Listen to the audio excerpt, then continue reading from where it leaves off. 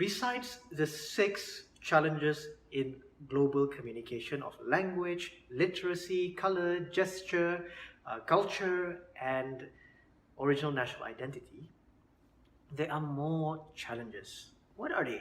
Hi, I'm Aldric Toyad, and welcome to this video, and welcome to my page. So I'm going to cover a few, about 7 or 8 challenges that you would face when you adopt the global marketing communication model, right? And to a degree, I also face this problem because I'm uploading my videos on YouTube on a global platform. So sometimes how I associate or how I give anecdotes could be a bit alien to you now watching. So the first challenge is media availability. Media availability means that whether the title that you're approaching would be published or is available in the target country or the target market that you are going for. Sometimes some things are not available. For example, BBC is available here in Malaysia, but which particular BBC channel? Obviously, BBC World is available. Likewise, Al Jazeera is available.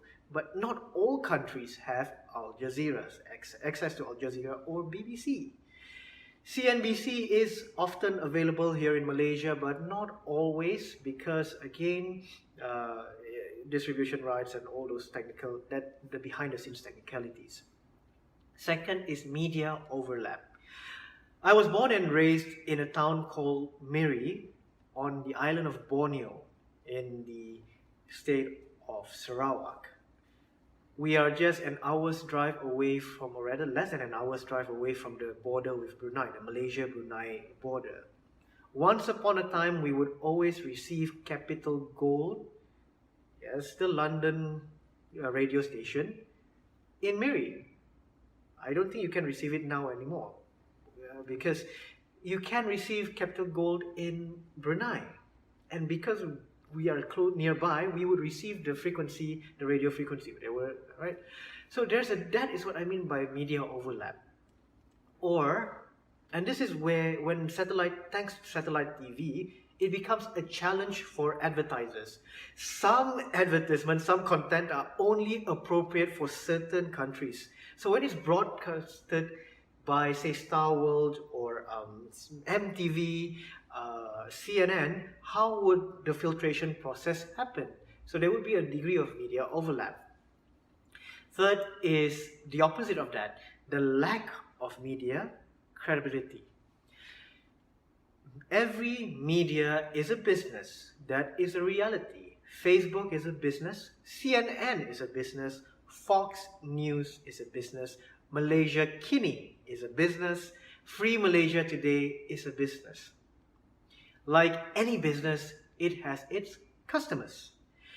Its platforms, its respective platforms are the product being sold. Or sometimes people say, no, the users are the product. Well, whatever it is, they have customers. Paying customers, right?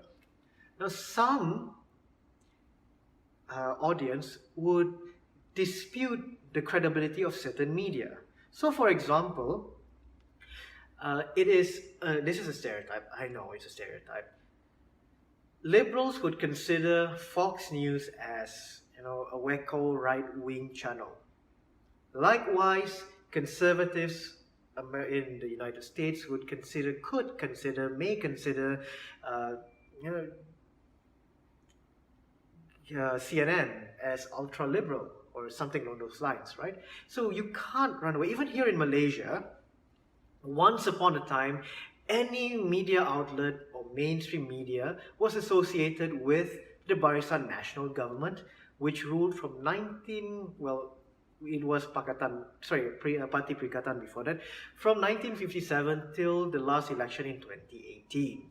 So back then, people associated any mainstream media, that includes TV3, RTM. Well, RTM is a government agency. TV3 and TV7, 8TV, Astro Awani to a degree, as being biased. It is trying to kowtow to the government of the day. Today, not so much. So the idea, or even state-run media, right? There is this issue of lack of media credibility, whether it's perceptual or actual. That is one challenge. So when you are broadcasting on the wrong channel, you might be associated by, you'll be associated by association, basically. Number 4, varying media characteristics. Not all media are created the same. Some media are regional, some media are national, some media are subnational or district. So that's a challenge which global marketing communication face. So if you're going to deploy or send out press releases, how much press releases would maximize your coverage?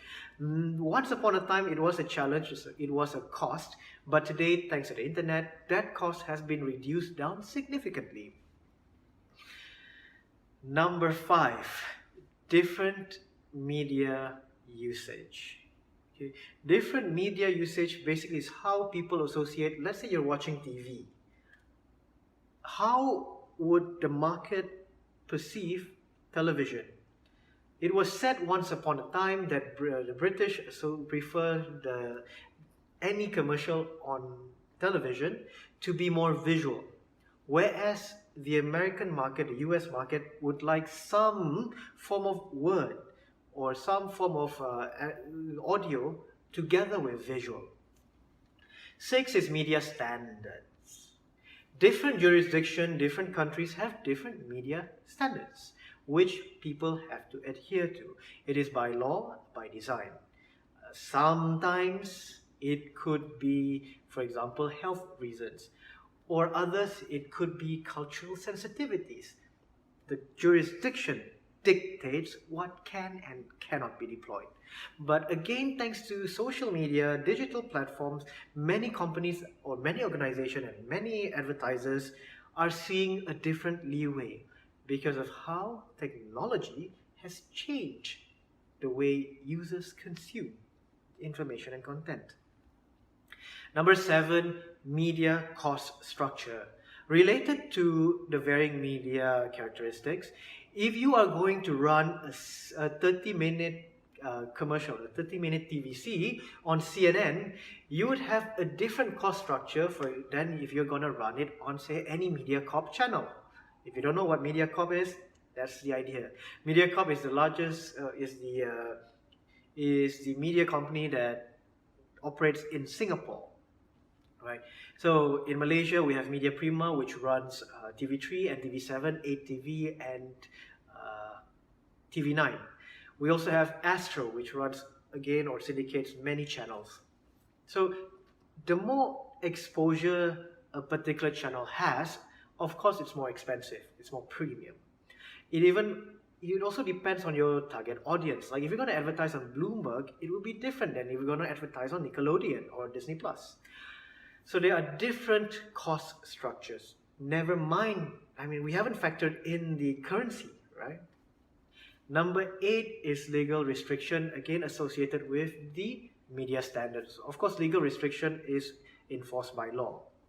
Media standards are the standard or the practice by the industry within that target market. So legal restrictions. For example, here in Malaysia, lawyers are not allowed to advertise. I'm sure if you're from the United States, you'd find this surprising. Lawyers in Malaysia, attorneys in Malaysia, are not allowed to advertise in paper, through billboards or out-of-home publication or out-of-home media, or even through radio. Social media is a gray area. Some try and some don't. So in the United States, you would have billboards of legal practices or for legal practices. And this is a legal restriction. The Legal Professions Act in Malaysia prohibits such advertisements. Likewise, in Malaysia, alcohol products, tobacco products are not allowed to publicly run their ads in newspapers or basically print media or through broadcast means. This includes radio ads and TVCs. Whereas in other jurisdictions, it could be permissible. Dating sites is another big no-no here in Malaysia, but many I've seen uses social platforms like YouTube, Facebook, Twitter, and the like to advertise. So the challenges that I've shared, the 8 challenges in this video relates to the media availability, accessibility, overlap, and so on and so forth. Our digital environment has changed how we operate, but nonetheless, while it makes things accessible, I mean, I can run a Facebook ad to promote my video in California, in San Jose, in Reno, in Monterey Bay, even Los Angeles, but it also creates a new set of challenges. But it's a reality, as global citizens, as borders become nominal, thanks to the digitization of communication, thanks to digital communication, there's a lot of opportunities. At the same time, there's a lot of competition. So right, let me just recap the 8 challenges that I've covered in this video, on top of the 6 in my previous video. First, media availability. Second, media overlap. Third, lack of media credibility. 4, varying media characteristics. 5, different media usage. 6, media standards. 7, media cost structures. 8, legal restrictions. Thank you very much for taking the time to watch this video. I really appreciate the gesture. I would also love to hear from you, especially if you found great value in what I've shared. Do get in touch with me on Facebook, LinkedIn, Twitter, or even Instagram, and here on YouTube. So leave a comment in the comment section down below. Please share my video, and if you're on YouTube, remember to hit the bell button so you can get notifications when new videos are uploaded. Once again, thank you very much for your support, encouragement, and feedback. Bye.